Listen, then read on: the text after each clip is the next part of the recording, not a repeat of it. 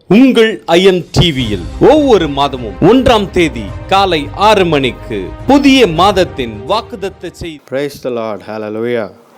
இந்த மாதத்தின் முதல் நாள், இந்த ஜூன் மாதம் எல்லாம் இந்த காலை நேரத்தில் சந்திப்பதில் மிகவும் நான் சந்தோஷப்படுகிறேன்.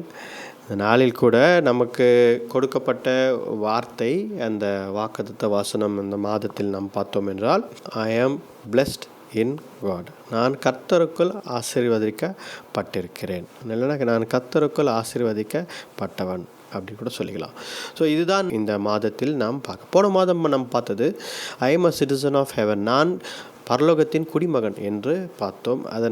அதில் இருக்கிற காரியங்கள், அதில் நமக்கு என்ன உரிமைகள் இருக்கிறது, நாம் யார் என்பதை நாம் பார்த்தோம். இந்த மாதத்தில் கர்த்தரால் நமக்கு, கர்த்தருக்குள் நமக்கு என்ன ஆசீர்வாதங்கள் அப்படின்னு நம்ம பார்க்க போகிறோம். அதுதான் தலைப்பாக இருக்கிறது. ஒரு வசனம், எபேசியர் 1ஆம் அதிகாரம் 3ஆம் படிங்க. நம்முடைய கர்த்தராகிய இயேசு கிறிஸ்துவின் பிதாவாகிய தேவனுக்கு ஸ்தோத்திரம். ஸ்தோத்திரம். அவர் கிறிஸ்துவுக்குள் உன்னதங்களிலே ஆவிக்குரிய சகல ஆசீர்வாதத்தினாலும் நம்மை ஆசீர்வதித்திருக்கிறார். பாருங்க, கிறிஸ்துவுக்குள்ளே ஒரு 2-3 காரியம் அந்த வசனத்தில் ரொம்ப அழகாக குறிப்பிட்டிருக்கிறது. கிறிஸ்துவுக்குள்ளே ஆசீர்வாதம் இருக்கிறது.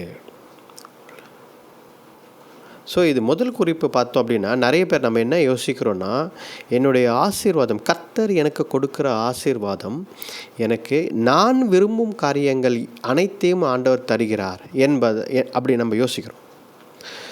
ஸோ நம்ம அப்படி யோசிக்கும் போது என்ன ஆகுது அப்படின்னு பார்த்தோம் அப்படின்னா, ஆண்டவருக்கு விருப்பமில்லாத காரியத்தை கூட நாம் விரும்பத்துக்கு வாய்ப்பு இருக்கிறது. சரிங்களா? இந்த மாதத்தில் கர்த்தர் ஒரு காரியத்தை வேண்டாம் என்று நினைக்கிறார், ஆனால் நாம் விரும்புகிறோம் இதை என் வாழ்க்கையில் நடக்க வேண்டும் என்று.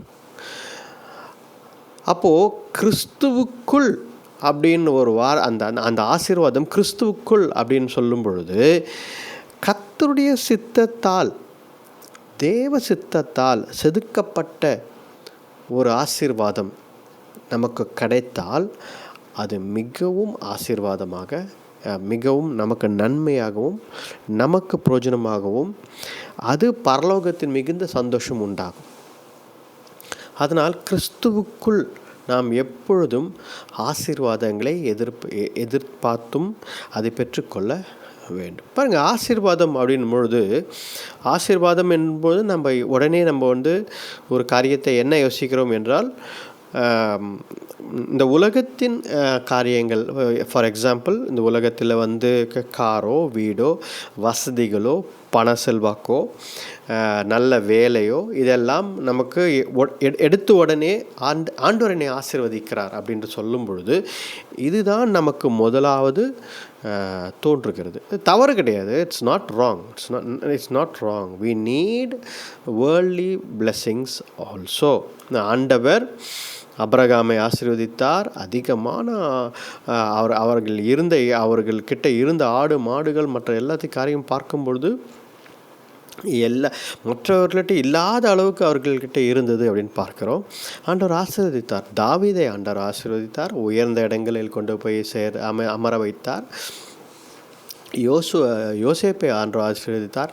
இந்த மாதிரி தானியேலை ஆண்டவர் பதவிகளை கொடுத்து ஆண்டவர் நிறைய காரியங்கள் ஆண்டவர் ஆசீர்வதிக்கிறார். இந்த உலகத்தின் காரியங்களை தான் வைத்து ஆசீர்வதிக்கிறார், இல்லை என்று சொல்லவில்லை.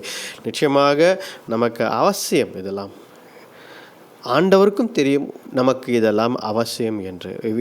நமக்கு ஒரு வீடு அவசியம்தான். ஆண்டவரை ஒன்றும் தவறில்லை. ஆண்டவர் அதை நம்ம தவறாக நம்ம வீடு ஆசைப்படுகிறோம், ஒரு வீடு, சொந்த வீடு வேண்டும் என்று, இல்லை ஒரு சொந்த கார் வேணும் என்று நம்ம யோசிக்கிறோம் என்றால், அவசியமாக இந்த காலத்தில் அவசியமாக இருக்கிறது. ஒரு காலத்தில் வீட்டிலலாம் ஏசி இருக்கிறது ஆடம்பரமாக இருந்தது. அவங்க வீட்டில் ஏசி இருக்கு பாருங்கள், ஆஹா அப்படின்னு யோசிப்பாங்க, என்ன ஆடம்பரம் அவங்க வீட்டில். இன்றைக்கு எல்லார் வீட்லேயும் ஏசி இருக்குது.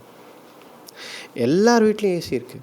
ஒரு காலத்தில் சின்ன அந்த மொபைல் ஃபோனில், இந்த பட்டன் வச்ச மொபைல் ஃபோன் வச்சுன்னு டச் ஸ்க்ரீன் வச்சுருந்தவங்கள பார்த்து ஆடம்பரம்னு யோசிப்பாங்க. ஆனால் இன்றைக்கி எல்லார் கையிலையும் டச் செல்ஃபோன் இருக்குது. சரி, அதனால் ஆடம்பரம் என்பது ஒரு ஒரு ஒரு அளவுக்கு மீறி போகும்பொழுது தான் நமக்கே தெரியும், நம்மளுடைய ஆத்மாவுக்கு தெரியும் நம்மளுடைய காரியங்கள் இது ஆண்டவருக்கு பிரியமில்லாமல் இருக்கிறது என்று நமக்கே தெரியும். அதுதான் ஆடம்பரமான ஒரு வாழ்க்கை, வீண் செலவு பண்ணுகிற ஒரு வாழ்க்கை, இது ஆடம்பரம் என்பது. ஆனால் ஆசீர்வாதம் என்பது என்னவென்று பார்த்தோம் என்றால், ஆண்டவர் அவருடைய வாக்குத்தத்த வசனம் மூலமாக, அவருடைய வார்த்தை மூலமாக அவருடைய பிள்ளைகளுக்கு என்ன செய்ய வேண்டும் என்று முன் குறித்திருக்கிறாரோ அதை கொடுக்கிறார். ஹல்லேலூயா. பாருங்க, ஆண்டவர் வசனங்கள் ஏராளமாக இருக்கிறது. கர்த்தர் நம்மை ஆசீர்வதிக்க விரும்புகிறார். ஆனால் எல்லா ஆசீர்வாதங்களிலும் பார்த்தீங்கன்னா ஒரு இஃப் கிளாஸ் இருக்குது. ஒரு இஃப் கிளாஸ்னால், நீங்கள் இதை செய்யும் பொழுது, நீங்கள் இதை செய்தால் அப்படின்னு சொல்லி ஆண்டவர் பல ஒரு ஒரு ஒரு ஒரு கண்டிஷன் ஒன்று போடுகிறார். கண்டிஷன் இல்லாத ஆசீர்வாதங்களும் இருக்கிறது. பொதுவான ஜனங்கள் மேல், இந்த உலகத்தின் மேல் ஆண்டவர் என்ன செய்கிறாரோ அதெல்லாம் ஆசீர்வாதம். ஆனால் நாம் இன்றைக்கு நாம் பார்த்து கொண்ட மாதத்தில் நாம் பார்ப்பது என்னவென்றால், நான் கர்த்தரால் ஆசீர்வதிக்கப்பட்டிருக்கிறேன், கர்த்தர் என்னை ஆசீர்வதிப்பார், கர்த்தருக்குள் நான் ஆசீர்வதிக்கப்பட்டிருக்கிறேன் என்ற வார்த்தையை நாம் பார்க்கிறோம். அப்போது இந்த வார்த்தை படிக்கும் பொழுது, ஆசீர்வாதம் என்று நாம் படிக்கும் பொழுது அது என்னவென்றால், ஆண்டவர் நமக்கு நல்ல பியூட்டிஃபுல் பெஸ்ட் திங்கை முன்குறித்திருக்கிறார். அவருடைய வார்த்தை மூலமாகவும் அவருடைய ப்ராமிசஸ் மூலமாகவும் அவர் என்ன பண்ணுறார் அப்படின்னா, அதை நாம் பெற்றுக்கொள்ள விரும்புகிறார். சிறுவேலர்கள் அன்றைக்கு ஆண்டவர் பாலும் தேனும் ஓடுகிற அந்த தேசத்தை சுதந்திரத்து கொள்ள வேண்டும் என்பதற்காக ஆண்டவர் என்ன செய்தார், அவர்களை வனாந்தரத்தின் மூலமாக கொண்டு வந்து பல அற்புதங்களை செய்து அவர்கள் நம்புவதற்காக அந்த தேசத்தையும் காட்டினார். நீங்கள் போய் அதை நீங்கள் எடுத்துக்கொள்ளுங்கள், நீங்கள் போய் அதை உங்களுக்கு நான் கொடுக்குறேன்றார். அப்போ பாருங்கள், தன்னுடைய வார்த்தை நிறைவேறவும் அந்த ஆசீர்வாதம் பெஸ்ட்டாக இருக்குது. இவர்கள் தேடிந்தா கூட, இஸ்ரவேலர்கள் தாங்களே ஒரு இடத்தை தேடிந்தா கூட அந்த அளவுக்கு ஒரு பெஸ்ட்டான ஒரு இடத்தை அவர்களுக்கு கிடைத்திருக்காது. ஆனால் ஆண்டவர் கொடுப்பதால் இதுதான் ஆசீர்வாதம். பாருங்கள், அப்போது கிறிஸ்துவுக்குள் ஆசீர்வாதத்தை எதிர்பாருங்கள் என்பதுதான் இன்றைக்கு நான் உங்கள்கிட்ட பேசி கொண்டிருக்கிறேன். முதல் காரியம், கிறிஸ்துவுக்குள் அந்த ஆசீர்வாதத்தை எதிர்பாருங்கள். அப்புறம் பாருங்கள், அது அப்படி அந்த வசனத்தை திரும்பி மறுபடியும் படிங்க. நம்முடைய கர்த்தராகிய இயேசு கிறிஸ்துவின் பிதாவாகிய தேவனுக்கு ஸ்தோத்திரம். ஸ்தோத்திரம். அவர் கிறிஸ்துவுக்குள் உன்னதங்களிலே ஆவிக்குரிய சகல ஆசீர்வாதத்தினாலும் நம்மை ஆசீர்வதித்திருக்கிறார். பாருங்க, உன்னதங்களிலே, ஹெவன்லி ரெலிம்ஸ், அவர் பரலோகத்தின் ஹெவன்லி ரெலிம்ஸில், பரலோகத்தில் நம்மை ஆவிக்குரிய ஆசீர்வாதங்களால் ஆசீர்வதித்திருக்கிறார் அப்படின்னு சொல்லி அழகாக போட்டிருக்கிறது வசனங்கள். அப்போது பரலோகத்திலேயே ஆண்டவர் நமக்கு ஆசீர்வாதம் உண்டு. அதுக்கு தான் நாம் என்ன சொல்கிறோம், பூமியில் கிடைக்காதா, பூமியில் அது கிடைக்கும். அதனால தான் நம்ம பரமலோகத்தில் அந்த ஜெபத்தை நம்ம சொல்லும் பொழுது, பரலோகத்தில் எப்படி இருக்கிறதோ அதே போல் பூமியிலும் எங்களுக்கு செய்து தாங்க ஆண்டவரேன்னு கேட்குறோம். பரலோகத்தின் பேட்டர்ன் பிரகாரம் பூமியிலும் எங்களுக்கு செய்து தாங்க. அப்போது பூமியில் ஆசீர்வாதம் கிடையாது, பூமியிலும் ஆசீர்வாதம், இந்த உலகத்திலும் ஆசீர்வாதம் உண்டு, பரலோகத்திலும் ஆசீர்வாதம் உண்டு. ஆனால் யாருக்கு என்றால், கர்த்தரை விசுவாசிக்கிறவர்களும் கர்த்தரை கைவிடாமல் நம்புகிறவர்களுக்கும் தான் இந்த ஆசீர்வாதம் இருக்கிறது. If you want to be blessed by God, there are two things. ஆண்டவருக்குள், in God, if you want to be blessed in God, கர்த்தருக்குள் நாம் ஆசீர்வதிக்கப்பட்டிருக்க வேண்டும் என்றால் இரண்டு காரியங்களை நாம் செய்யக்கூடாது. அது பாருங்கள், முதல் காரியம் அப்படின்னு பார்த்தோன்னா, அன்பிலீஃப், விசுவாசம் இல்லாமல் இருப்பது. மத்தேயு படிப்போம், மத்தேயு 17ஆம் அதிகாரம். மத்தேயு 17ஆம் அதிகாரத்தில் ஆண்டவர் சொல்கிறாரு, 20-21 இந்த 2 வசனங்களில், அதற்கு இயேசு, உங்கள் அவிசுவாசத்தினால்தான் கடுகு விதை அளவு விசுவாசம் உங்களுக்கு இருந்தால் நீங்கள் இந்த மலையை பார்த்து இவ்விடம் விட்டு அப்புறம் போ என்று சொல்ல அது அப்புறம் போகும். உங்களால் கூடாத காரியம் ஒன்றும் இராது. உங்களால் கூடாத காரியம் ஒன்றும் இல்லை இராது என்று சொல்லி மெய்யாகவே உங்களுக்கு சொல்கிறேன். அன்றைக்கு ஒரு பிசாசு பிடித்த மனிதனை இவர்களால் அந்த பிசாசை துரத்த முடியவில்லை. சீஷர்களால் கூடவே இருக்கும், இயேசு கிறிஸ்து கூடவே இருக்கும் சீஷர்களால் அதை செய்ய முடியவில்லை. அதனால்தான் நான் தனியாக கூப்பிட்டு, ஆண்டவரே இயேசுவே, இது எங்களால் ஏன் செய்ய முடியவில்லை, இது ஏன் எங்களால் செய்ய முடியவில்லை அப்படின்னு கேட்கும்பொழுது ஆண்டவர், ஆமாம் உங்களால் செய்ய முடியாது, நீங்கள் அந்த அளவுக்கு ஸ்பிரிச்சுவல் இல்லை, உங்களுக்கு அந்த அளவுக்கு இப்போ திறமை இல்லை, உங்களுக்கு அந்த அளவுக்கு ஆவிக்குரிய வளர்ச்சி இல்லை, நீங்கள் என்னை போல கிடையாது, நீங்கள் சாதாரண மனிதர்கள், இப்படியெல்லாம் ஆண்டவர் சொல்லவில்லை.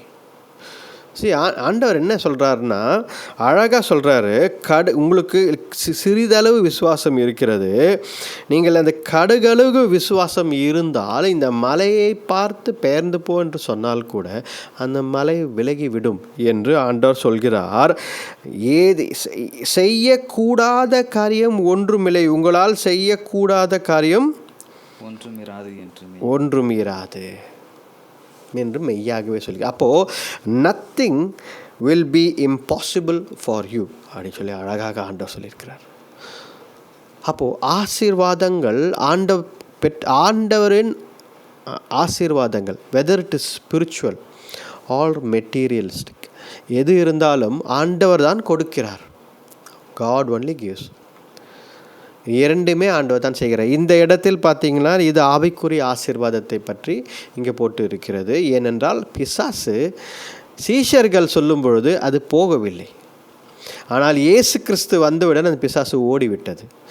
அப்பொழுது ஆண்டவர் விசுவாசத்தை சொல்கிறார், உங்களிடத்தில் குறைவான விசுவாசம் இருக்கிறது. அப்போ இந்த ஆவிக்குரிய ஆசீர்வாதத்தை நீங்கள் பெற்றுக்கொள்ள வேண்டும் என்றால் உங்களுக்குள்ளே விசுவாசம் வேண்டும். அதேதான் இந்த உலகத்தின் காரியங்கள் கூட ஆண்டவர் என்ன சொல்கிறார் அப்படின்னா, வசனத்தில் அழகாக சொல்கிறாரு, ராஜ்யத்தின் காரியத்தை நீங்கள் தேடுங்கள், அப்பொழுது எல்லாம் கூட கொடுக்கப்படும். நீங்கள் எப்பொழுது ராஜ்யத்தின் கர்த்தருடைய காரியத்தை ஆசைப்படுகிறீர்களோ விரும்புகிறீர்களோ அப்போ என்ன பண்ணும் ஆண்டவர், என்ன பண்ணுவார்னா மற்றதையும் நமக்கு தருவார். He will give. He knows, your father knows very well. ஆண்டவர் பிதாவுக்கு நன்றாக தெரியும் நமக்கு என்ன தேவை என்று. ஆனால் அந்த கிரிட்டிக்கல் சுச்சுவேஷன் வரும்போது, ரொம்ப நெருக்கடியான சுச்சுவேஷன் வரும்பொழுது இவர்கள் என்ன செய்கிறார்கள் என்று ஆண்டவர் பார்க்கிறார். அப்படி நம்மளை அவமானப்படுத்தி அசிங்கப்படுத்தி ஆண்டவர் விடப்போவதில்லை. அப்படி இந்த வேதத்தில் எவ்வளவோ எடுத்துக்காட்டுகள் இருக்குது, எவ்வளவோ தேவ மனிதர்கள் இருக்கிறார்கள். ஒரு எடுத்துக்காட்டு கூட ஆண்டவர் அவர்களை கைவிட்டார் என்று இல்லை. ஆண்டவர் அவர்களை கைவிட்டார் என்று எப்பொழுது இருக்குது என்றால், அவர்கள் கர்த்தரை கீழ்ப்படியாமல் மற்ற மார்க்கத்தார் போல மற்ற காரியங்களை அவர்கள் ஆண்டவர் விருப்பப்படாத ஆண்டவர் அருவருக்கிற காரியங்களை செய்யும் பொழுது ஆண்டவர் கைவிடுகிறார். இதுதான் வேதத்தில் தெளிவாக போட்டு இருக்கிறது. மற்றபடி யாரெல்லாம் கர்த்தரை பற்றி கொண்டு கர்த்தரையே விசுவாசித்து ஆண்டவரே எங்கள் தேவன் என்று நம்புகிறார்களோ, அந்த அவ்விசுவாசம் இல்லாமல் இருக்கிறதோ அவர்களை ஆண்டவர் கைவிடுவதில்லை. இது வேதவசனம், இயேசு கிறிஸ்து சொன்ன வார்த்தை. Nothing will be impossible by you. இரண்டாம் காரியம் பார்த்தோம் அப்படின்னா, இக்னோரன்ஸ் ஆஃப் ட்ரூத். சத்தியத்தை, வேத சத்தியமும் அதை அறியாமல் இருப்பதால் என்ன நடக்குது என்னால் நமக்கு கிடைக்க வேண்டிய ஆசீர்வாதம் கிடைக்க மாட்டேன்னு இருக்கிறது. அது ஆவிக்குரிய ஆசீர்வாதம் என்றாலும் சரி, உலகத்தில் நமக்கு தேவைப்படுகிற காரியம் கிடைக்க வேண்டும் என்றாலும் சரி, if you don't understand the truth, if you don't realise the truth, if your ignorant of the truth, இந்த சத்தியத்தை, வேத சத்தியத்தை, உண்மையை நமக்கு தெரியாமல் நாம் அறியாமல் இருந்தோம் என்றால் தென் வாட் ஹேப்பன்ஸ், அப்பொழுது என்ன நடக்குதுன்னா நாம் ஆசீர்வாதங்களை இழந்து விடுகிறோம். இப்போ பாருங்கள், ஒரு வசனம் படிப்போம். யோவான் 15:7. நீங்கள் என்னிலும் என் வார்த்தைகள் உங்களிலும் நிலைத்திருந்தால் நீங்கள் கேட்டுக்கொள்வது எதுவோ அது உங்களுக்கு செய்யப்படும்.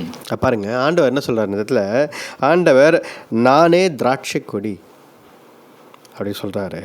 அதுக்கப்புறம் நாம் அதில் இருக்கிற கிளைகளாக இருக்கிறோம், ஆண்டவரோடு இணைந்து இருக்கிறோம், நாம் கனி கொடுக்க வேண்டும். இந்த மாதிரி ஆண்டவர் எக்ஸ்பிளைன் பண்ணினே வராரு. அப்பொழுது இந்த 7ஆம் வசனத்தில் ஒரு காரியத்தை சொல்கிறார். நாம் ஏற்கனவே 2-3 மாதங்களுக்கு முன்பதாகவும் இதை பார்த்துருக்கிறோம். இந்த வசனத்தை, ஆண்டவரில் நாம் இணைந்திருக்க வேண்டும். ரிமேன். ஆண்டவருடைய காரியங்கள், இப்போ ஆண்டவருடைய வார்த்தையிலும் ஆண்டவருடைய பிரசன்னத்திலும் we have to remain in God.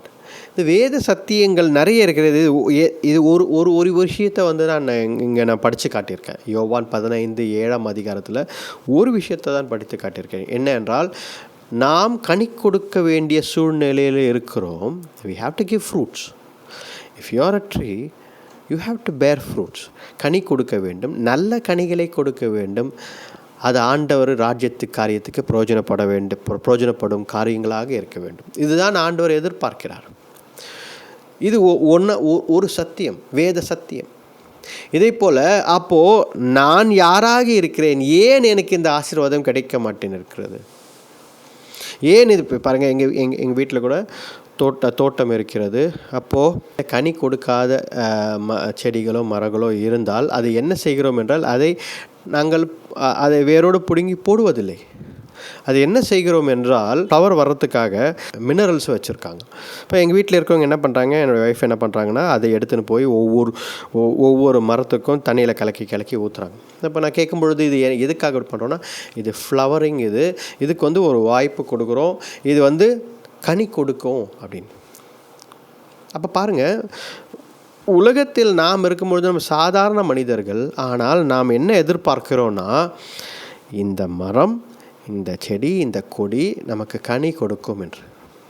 இது ஒரு வேத சத்தியம், எளிமையான சத்தியம். அப்போது only if you remain in Christ, கர்த்தருக்குள் நீ இணைந்து இருந்தால், கர்த்தருடைய பிரசன்னத்தில் நீ இணைந்திருந்தால், ஆண்டவருடைய சமூகத்தில் நீ இணைந்திருக்கும் பொழுது பாருங்கள், அதுக்கெல்லாம் விருப்பம் வேணும். நம்ம இருதயத்தில் விருப்பம். we should desire to be in God's presence. தாவீது என்ன செய்கிறான் பாருங்கள், அவனுக்கு போர் இருக்கும். போருக்கு முன்னாடியும் ஆலயத்தில் விழுந்து கிடக்கிறான். ஆண்டவரே, எனக்கு போர் போகிறதுக்கு முன்னாடி எனக்கு நீ பலத்தை தாங்க, நான் சண்டை போட போகிறேன், இந்த போருக்கு போகிறேன், எனக்கு பலத்தை தாங்க, வெற்றியை தாங்க. போர் முடிந்து வந்த பிறகு கூட தன்னை ஃப்ரெஷ் பண்ணி திருப்பி போய் ஆலயத்தில் போய் இருக்கிறான் ஆண்டவரோட. His companion, he is always God. அவனுடைய நெருங்கிய நண்பர், அவருடைய நெருங்கிய பேசுவதற்கு ஒரு பர்சன், அவனோடு நெருங்கி இருந்த ஒரு நபர் யார் என்றால் ஆண்டவர் தான். அவன் விருப்பப்பட்டு செய்தான், ஆசைப்பட்டு செய்தான், ஆண்டவரோடு நேரத்தை செலவிட ஆசைப்பட்டான். அதனால தான் அவனை உயர்ந்த இடத்தில் ஆண்டவர் அமர செய்தார். இதெல்லாம் வேத சத்தியம். ஸோ 2ஆம் காரியம் என்ன செய்கிறோம் பார்த்து கொண்டு இருக்கோம்னா, இக்னரன்ஸ் ஆஃப் த ட்ரூத். வேத சத்தியங்களை அறியாமல் நாம் இருந்தோம் என்றால், அப்போது ஆசீர்வாதத்திற்கு எப்படி கிடைக்கும் என்பது புரியாமல் இருப்போம். நாம் அழுது நிற்போம். ஆண்டவரே, இது கிடைக்கலையே, அதை கிடைக்கலையே, இது நான் ஆசைப்பட்டனே, இந்த ஆசீர்வாதம். ஊழியத்தில் நிறைய பேர் இந்த ஊழி இப்படி கட்டணும்னு யோசித்தேன், நான் சபையை கட்டணும்னு யோசித்தேன், நான் அங்கே போகணுன்னு யோசித்தேன், நான் இது மிரக்கெல்லாம் செய்யணும்னு யோசித்தேன். ஆனால் வேத சத்தியத்தின் வேத ரகசியங்களை அறியாமல் இக்னரண்ட்டாக இருந்தால் நாம் இப்படி தான் புலம்பிக் கொண்டே இருப்போம். அதனால தான் ஆண்டவர் வசனங்களை கூட சொல்கிறாரு, டோன்ட் வரி, கவலைப்படாதே. கவலைப்படுவதால் கொஞ்சம் கூட இன்க்ரீஸ் ஆக மாட்டேங்க. நம்மளுடைய ஹைட்டில் 1 இன்ச் கூட இன்க்ரீஸ் ஆக மாட்டோம் கவலைப்படுவதால். அது என்ன வேத சத்தியம்? உன்னுடைய பாரங்கள், உன்னுடைய கவலைகள், உன்னுடைய கண்ணீர் எடுத்து மேலே வை, ஆண்டவரிடத்தில் வை, அவர் பாதத்தில் வை, அவர் பார்த்து கொள்வார். அதுக்கு தான் ஆண்டவர் அந்த இடத்துல எக்ஸாம்பிளுக்கு என்ன சொல்கிறார், பறவைகளை பாருங்கள். இந்த பறவைகளை பாருங்கள். அவருக்கு யாருக்குன்னா போஷிக்கிறாங்களா? ஆண்டவர் போஷிக்கலையா? இது எடுத்துக்காட்டெல்லாம் எதுக்கு சொல்கிறாருன்னா, வேத சத்தியங்களை நாம் புரிந்து கொள்ளணும். அப்பொழுதுதான் நமக்கு உரிய ஆசீர்வாதம் என்ன என்பது நமக்கு தெரியும். நமக்கு என்ன ஆசீர்வாதத்தை ஆண்டவர் வாக்குத்தத்தமாய் கொடுத்திருக்கிறார். What are the promises that belong to me? What are the promises through which promise that God is going to bless me? ஆசீர்வாதம் அது எப்படி பெற்றுக்கொள்ள வேண்டும் என்பது ஆண்டவர் கற்றுக் கொடுப்பார். இந்த மாதத்தில் முதல் நாளில் இதுதான் ஆண்டவர் நமக்கு சொல்லியிருக்கிறார். நாம் ஜெபிப்போம், ஆண்டவர் நோக்கி பார்ப்போம். இந்த வேளையில் கூட ஜெபிப்போம். கண்களை மூடி, ஆண்டவரே, அப்பா, பிதாவே, உம்மை துதிக்கிறோம், உம்மை துதிக்கிறோம், உம்மை துதிக்கிறோம். இயேசுவே, இந்த கர்த்தாவே தேவரே, இந்த முதல் நாளில் எங்களோடு நீர் பேசினதற்காக நன்றி அப்பா. உடைய வார்த்தை மூலமாக பேசினதற்காக நன்றி. என் தேவனே அப்பா, ஐ ஆம் பிளெஸ்ட் இன் காட். நான் கர்த்தருக்குள்ளே ஆசீர்வதிக்கப்பட்டவன் என்ற வார்த்தையை நீர் கொடுத்ததற்காக நன்றி இயேசுவே. அப்பா தேவரீர், அப்பா இயேசு கிறிஸ்துவுக்குள்ளே பரலோகத்திலே அப்பா தேவரீர், அப்பா நீர் எங்களுக்கு ஆவிக்குரிய ஆசீர்வாதங்களை தருகிறீர். அதற்காக நன்றி அப்பா. அதுதான் நாங்கள் பார்த்த வார்த்தை இந்த மாதத்தில். அது மட்டுமல்ல கர்த்தாவே தேவரே, அதை கொடுக்கும் பொழுது கூட எல்லாம் கொடுக்கப்படும் என்று அப்பா தேவரீர் நீர் அப்பா உம்முடைய ப்ராமிசஸில், உம்முடைய கர்த்தாவே அப்பா வாக்குத்தத்த வார்த்தைகளில் நீங்கள் சொல்லியிருக்கீங்கப்பா. நாளுக்காக நன்றி. இந்த மாதம் முழுதும் கர்த்தாவே தேவரீர் அப்பா கூட இருந்து கர்த்தாவே ஜெபிக்கிற அப்பா எங்களோடு கர்த்தாவே தேவரே பயணம் செய்கிற ஒவ்வொருத்தரும் கர்த்தாவே தேவரீர் ஆசீர்வதிங்க தேவனே. அப்பா யாரெல்லாம் அவ்விசுவாசத்தை தூக்கி போட்டு விசுவாசிக்கிறார்களோ, யாரெல்லாம் வேத சத்தியத்தை புரிந்து கொண்டு அவர்களுக்கு இருக்கும் உரிமைகள், எங்களுக்கு இருக்கும் உரிமைகளை பெற்றுக்கொள்கிறார்களோ, அவர்களை நீர் ஆசீர்வதியும் ஆண்டவரே. வழி நடத்தி பலப்படுத்தும். இந்த மாதம் ஒரு ஆசீர்வாதமாக மாதமாக அமைய அப்பா தேவரீர் நீர் எங்களை வழிநடத்துங்க. நாங்கள் கற்றுக்கொள்ள, உம்மை பற்றிக்கொள்ள நீர் எங்களை பலத்தை தாங்க. இந்த ஜெபத்தை மீட்பர் ரட்சகர் இயேசு கிறிஸ்துவின் வல்லமையுள்ள நாமத்தில் வேண்டிக் கொள்கிறோம் ஜீவனுள்ள நல்ல பிதாவே. Amen, amen. Hallelujah. Praise the Lord. Hallelujah.